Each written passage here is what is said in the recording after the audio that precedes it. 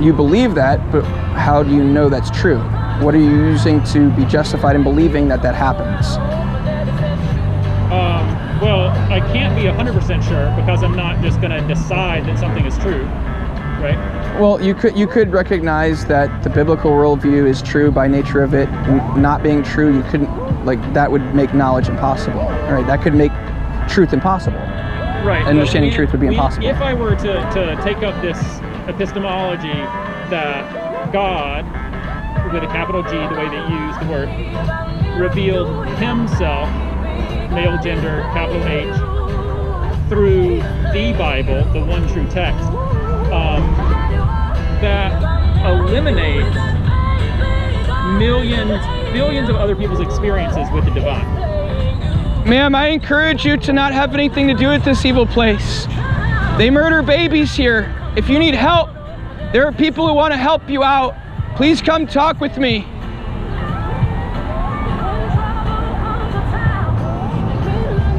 You said there's a lot of people who have different experiences of the divine. Is that what you said? Essentially. Okay. How do you know that there's a bunch of people who have had experiences with the divine? How do you know that people exist? This is really circular.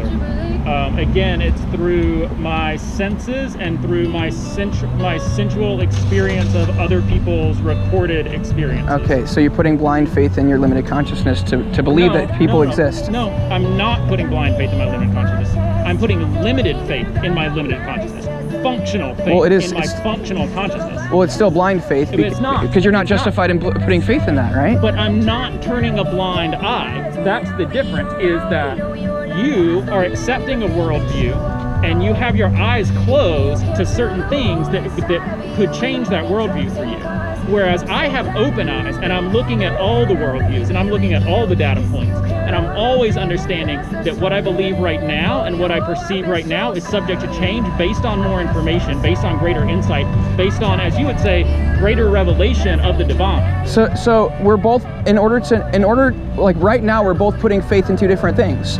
We're always operating on faith. I'm looking to my highest authority, the Bible, the God's word, God, to tell me what's true about reality. So I always operate in that framework. And if I deviated from that framework, I wouldn't have a justification for knowledge. I wouldn't have a basis for knowledge anymore. So like there's no neutral position where somebody can sit and look at the truth of different positions without dedicating themselves to one position. You put your faith in the ultimate authority of your mind, right? Nope. To look at different things to conclude whether or not they're true, right? So what is your ultimate authority that you're putting faith in? There's not one. There's not one? That's this really bizarre question that you keep coming back to. So there's not an ultimate authority. The thing is that your worldview involves looking outside of yourself for answers. Right, and because I recognize that if you look within your own consciousness, you can't know, because you could always be wrong. You could be deceiving yourself, right? Yes. Right, so you shouldn't put faith in yourself. You should put faith in what's revealed from the all-knowing being.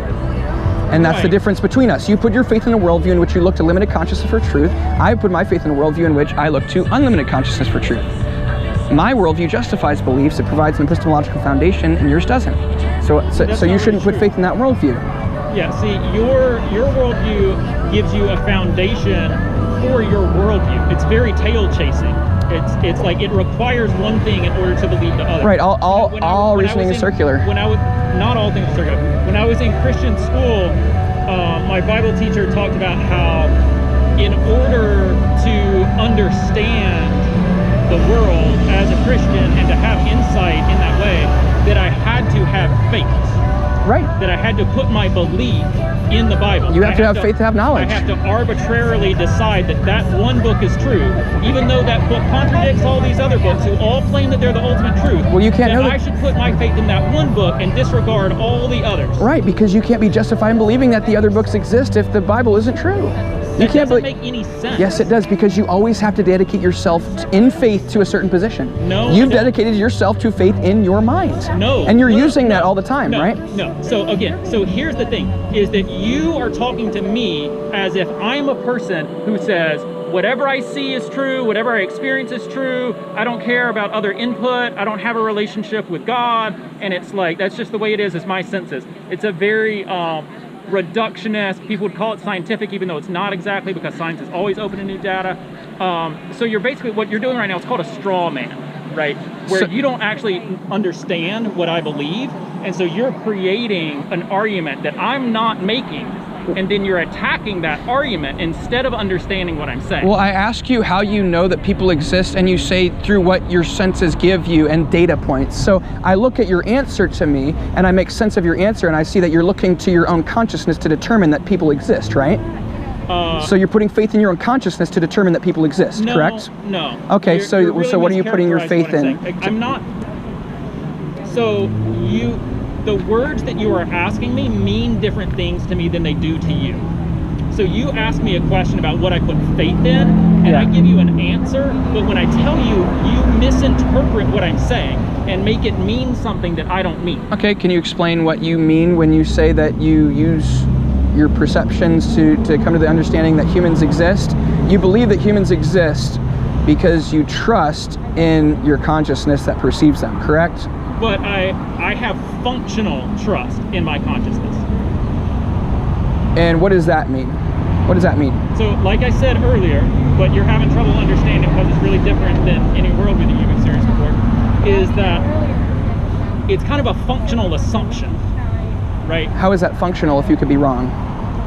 Because to believe that humans don't exist would be non-functional. Well, right? How do you know what's functional and what's not functional? You've already determined in your mind what is functional. No, You've chosen to believe it's my functional. lived experience.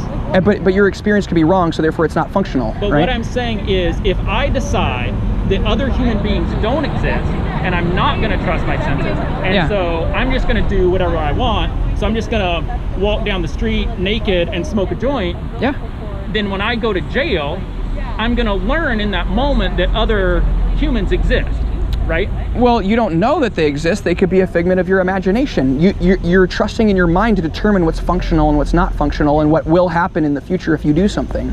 Right? But it's not just my mind. So that's another place where you're getting really confused, is that you are talking about how you equate senses with the mind, and to me those are two different things.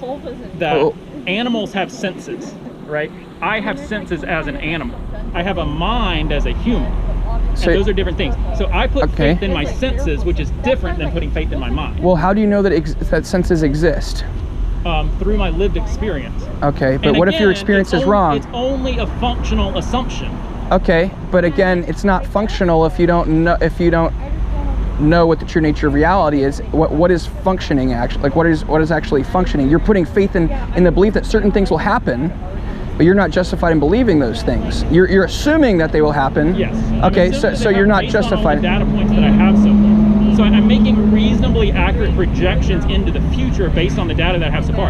And if the data starts to change, then I'll change my assumption. But isn't that something isn't that a bad thing to put faith in? Like, because you could be wrong? Like, doesn't truth matter to you?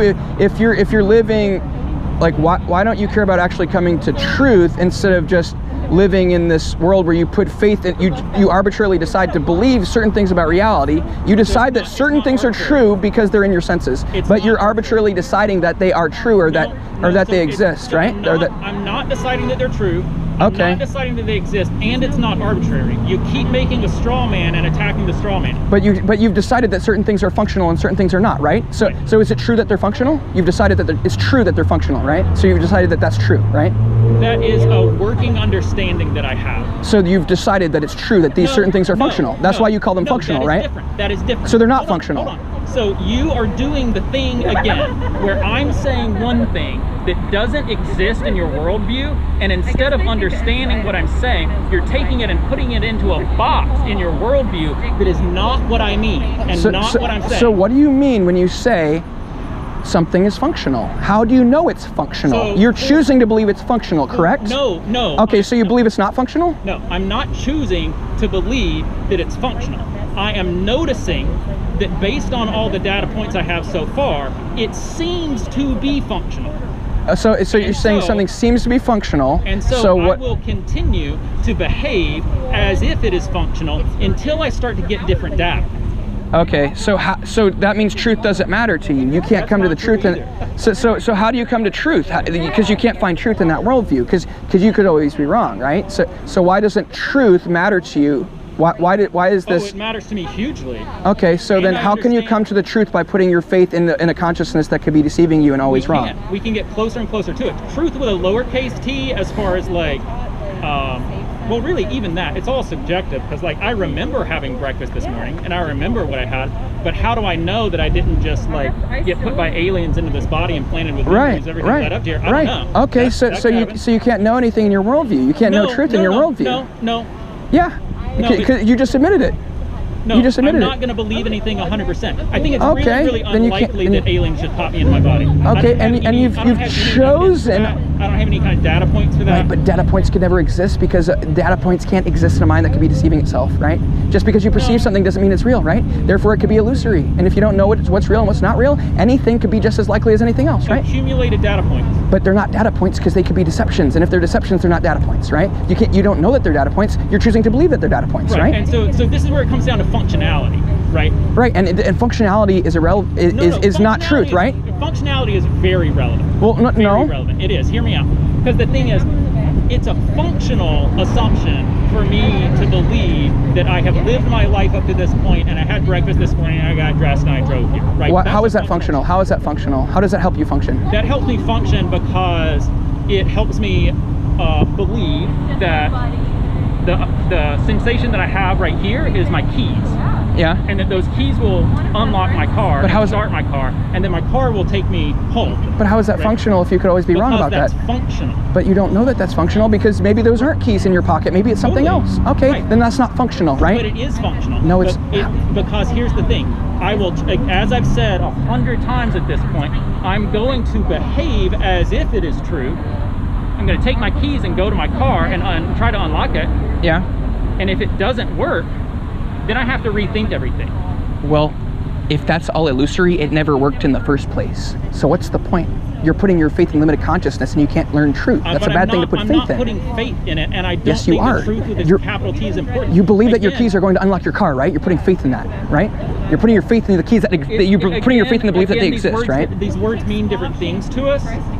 These words mean different things to us. So what does faith mean to you? Are you saying faith means something different to us? What are the words that what are the meanings that we differ on? I don't totally understand all of your definitions, but what I'm noticing is that you're familiar with Venn diagrams, right? Yes. So we have certain Venn diagrams around the concept of faith, right? Where there's like certain parts of the meaning that we agree on, and as soon as I say, sure, I agree with that, then you're like, oh, then that also means this other thing. And I'm like, actually, no, it doesn't mean that. I don't believe that.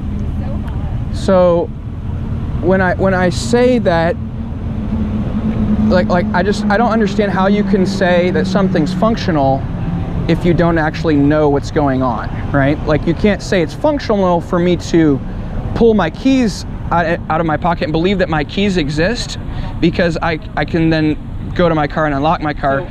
So how is that functional if you don't? Functioned every day. It has functioned that way. But that doesn't mean that's going to exist in the future, right? You're putting blind faith in the belief that it will continue to be the same way it used to be, right? I'm not putting blind faith in it. You're choosing to believe that. I'm imagining that it will. You're choosing to believe that. Being wrong. By pulling out your keys, you're choosing to believe that they will work, right? I think it's very likely that they'll work. Okay, so you're choosing to believe that it's more likely that they will work in the future than it is unlikely that they will work in the future, right? And so you're not justified in believing that. That doesn't make any sense.